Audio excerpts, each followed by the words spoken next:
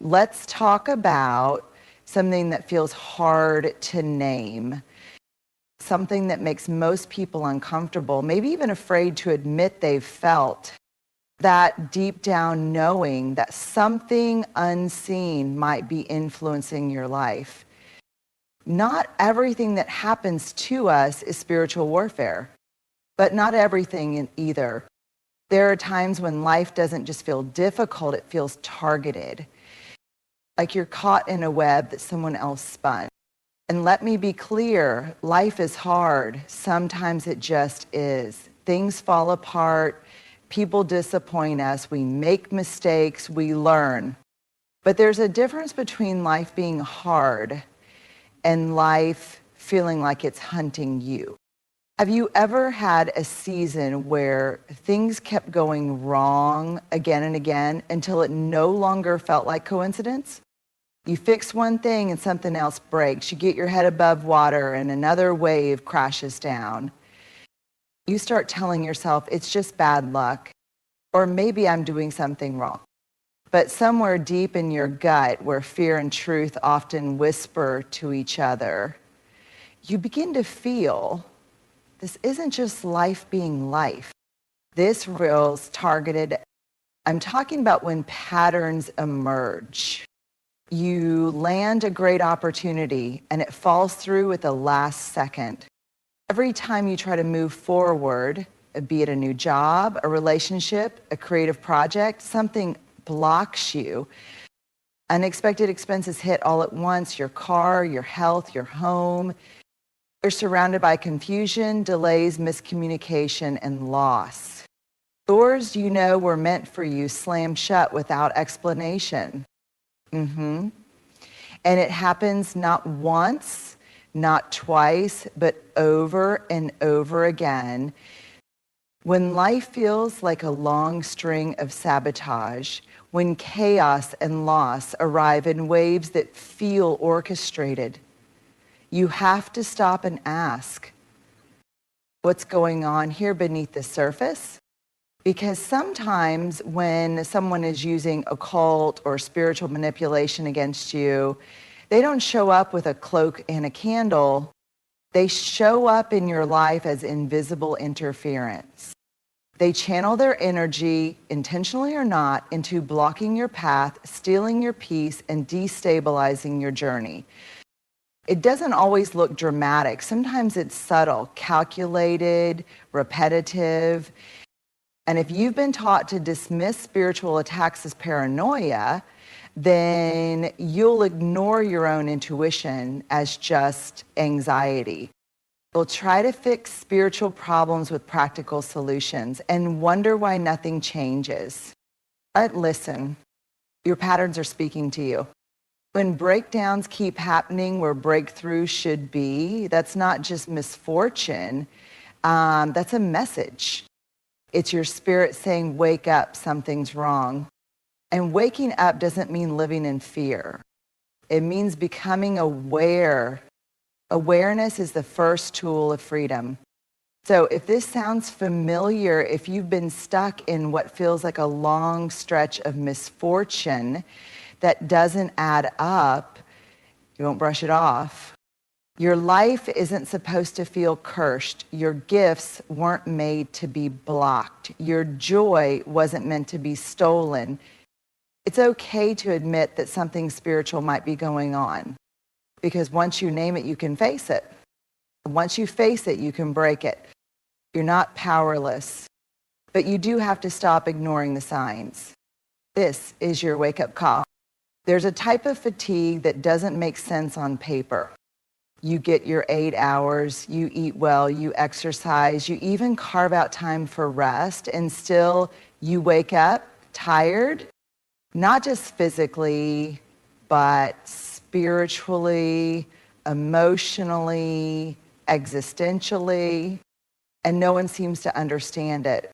People tell you you're just stressed, or maybe you need to take it easy, and yes, sure, those things help, but deep down, you know this isn't normal tired. This is something that's weighing on my soul, tired. Says, I feel like I'm carrying a weight that doesn't belong to me, tired. Energy feels drained before the day even begins. Your joy feels muted. Even your thoughts seem heavier, like your mind is swimming through fog. And here's the hardest part. It starts to make you question yourself. You think, am I depressed? Am I lazy? Am I just weak? You begin to believe the lie that something is wrong with you. But let me gently offer you a possibility. What if this exhaustion is not a weakness? What if it's a signal? What if the fatigue, the fog, the numbness is your system's way of telling you something foreign is draining your life force? Spiritual attacks, especially those tied to occult influence, rarely feel like lightning bolts. They feel like slow leaks. They're subtle, invisible. They creep in through thoughts, emotions, relationships, and suddenly you're not sure who you are anymore. Your clarity, your energy, your drive, it's all just gone. You find yourself second guessing everything. You feel like you're losing grip on your own center. That's not just burnout. That's a spiritual hijacking. And when you're under that kind of influence, it becomes easy to internalize the pain as personal failure. You say, I should be stronger. Other people get through worse. Maybe I'm just too sensitive. But here's the truth. Sensitivity is not weakness. Sensitivity is awareness. And if you're sensing that something isn't right, something unseen, something heavy, you need to stop ignoring that knowing.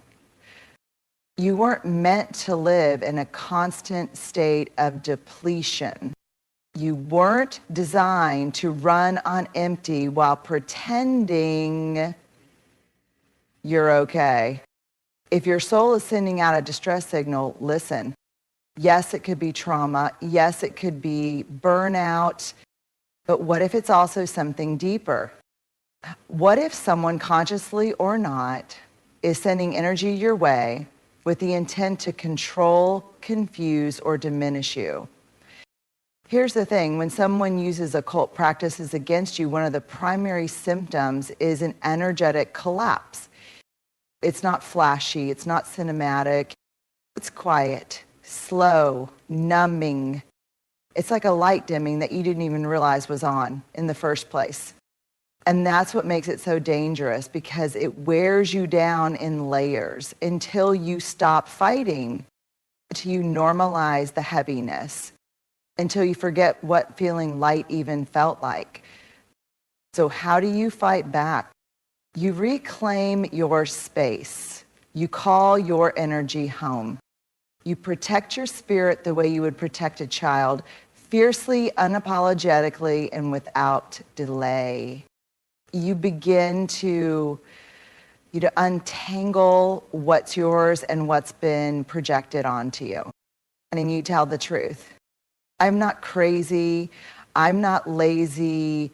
I'm not broken. I'm under pressure that was never mine to carry.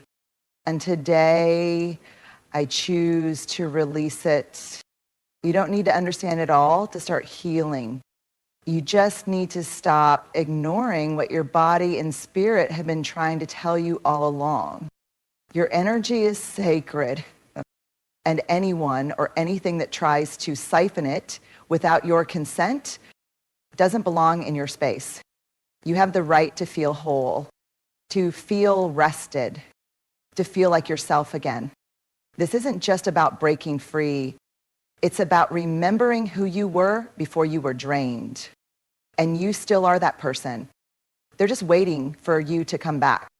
They are the quiet places where our soul speaks, where our subconscious processes what our waking minds can't always hold. But what happens when that sacred space is invaded? What happens when sleep no longer feels like rest but a battlefield? All right, let me tell you something that might affirm what you already suspect. Not all nightmares are random.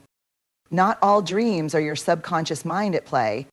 Sometimes they are messages, and sometimes they are attacks. If you've ever gone through a season where your dreams became darker, more violent, or unusually symbolic, you know what I mean. Maybe you're seeing shadows, choking, falling, being chased. Maybe you wake up drenched in sweat, heart pounding, too scared to close your eyes again. Or maybe you're dreaming of things you don't understand, symbols, rituals, faces you don't recognize, but they feel real, too real. And here's the thing, the worst part isn't always the dream itself. It's the feeling that something followed you back into the waking world.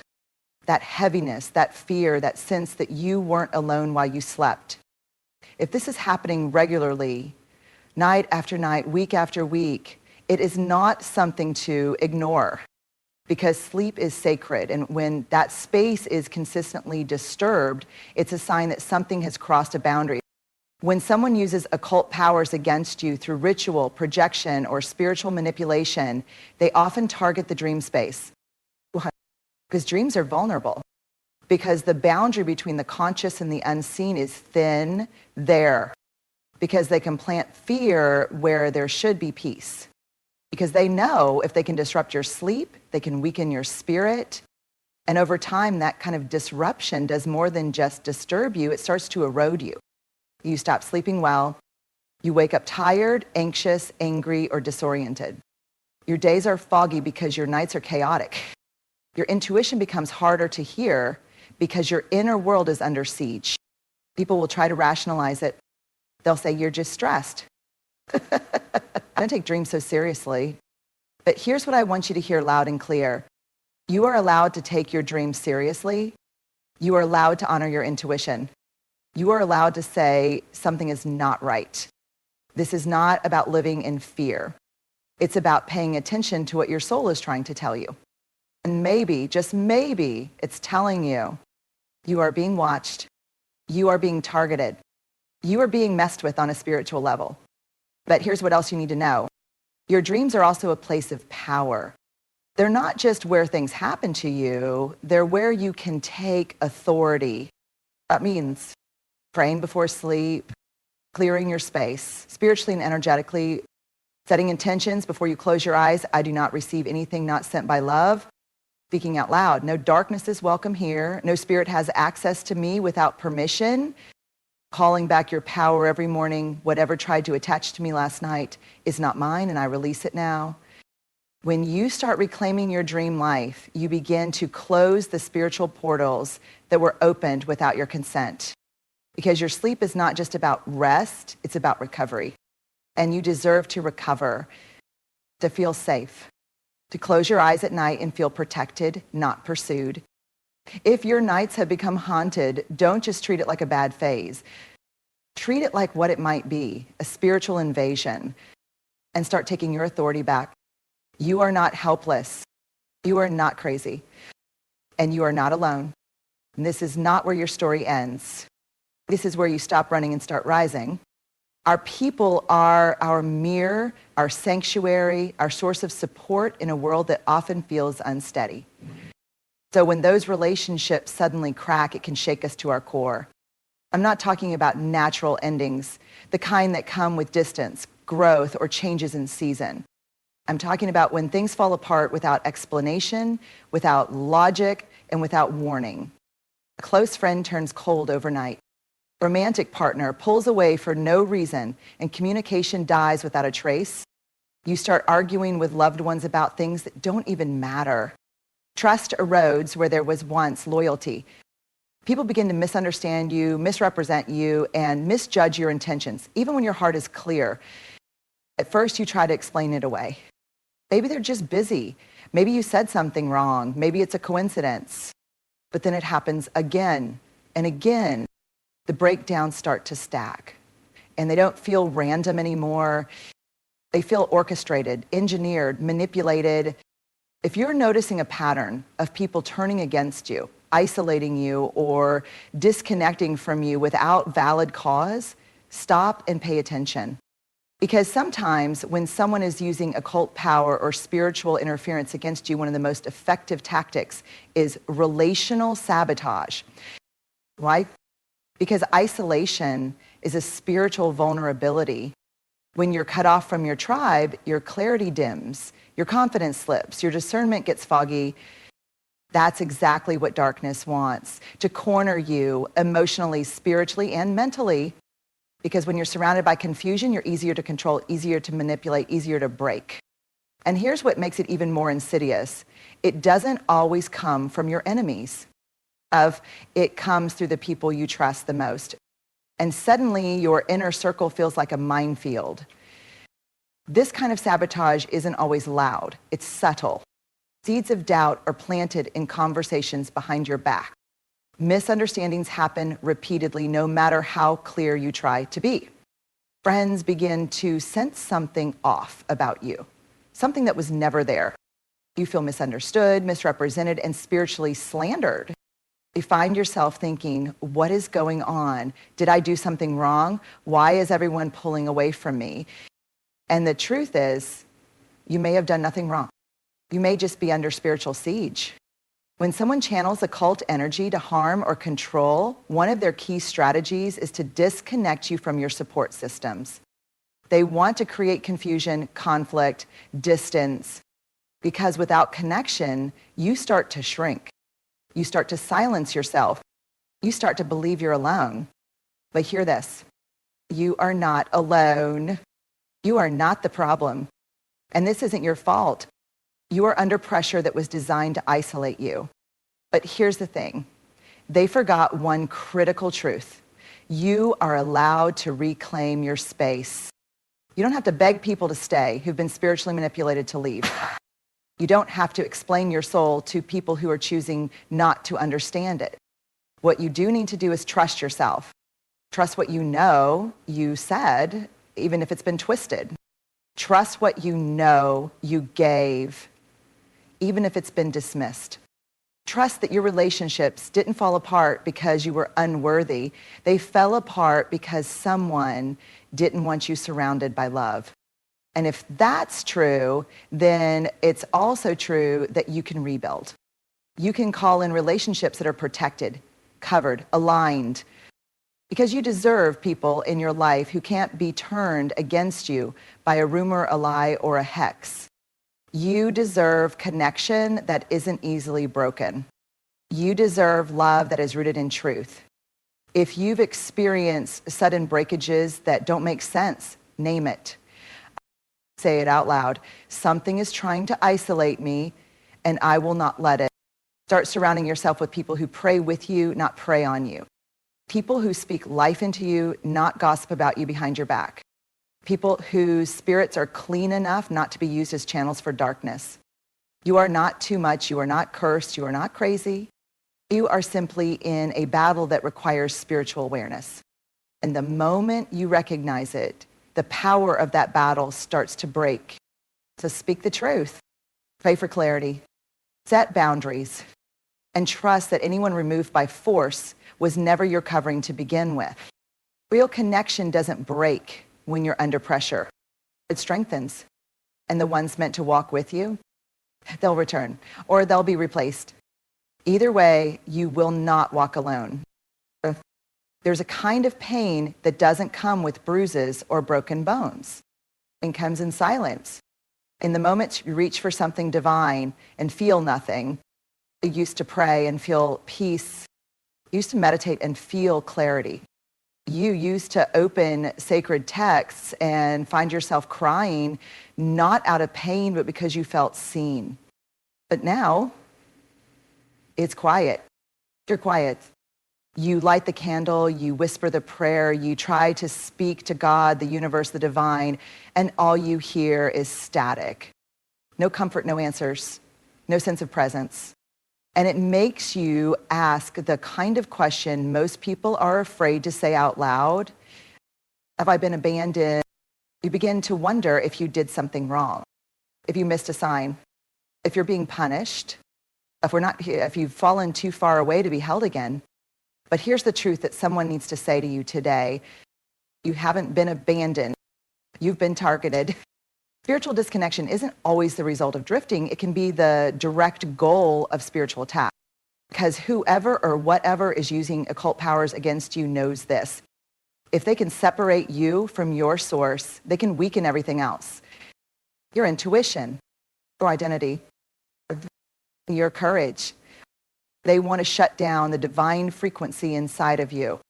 They want you to stop praying, not because it doesn't work, but because they know it does. They want to create spiritual static so loud that you stop trying to tune in. And once you're disconnected, they think you're easier to influence, manipulate, or control. But what they forgot is this. The divine doesn't leave. The divine waits patiently, silently, lovingly. Even when the connection feels broken, the relationship never is. Sometimes the silence isn't distance. Sometimes the silence is a signal. It's your spirit saying, you're under interference, clear the line. Think of it like this. You've got a phone call coming through from the divine, but someone's jamming the signal. So what do?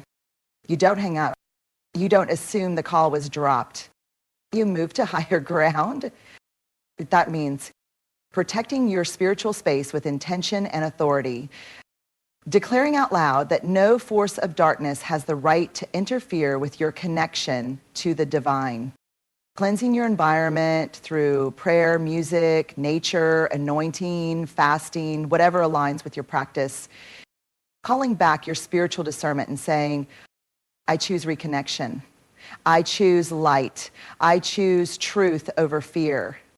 And here's the miracle. The moment you decide to reconnect, even before you feel it, the healing begins.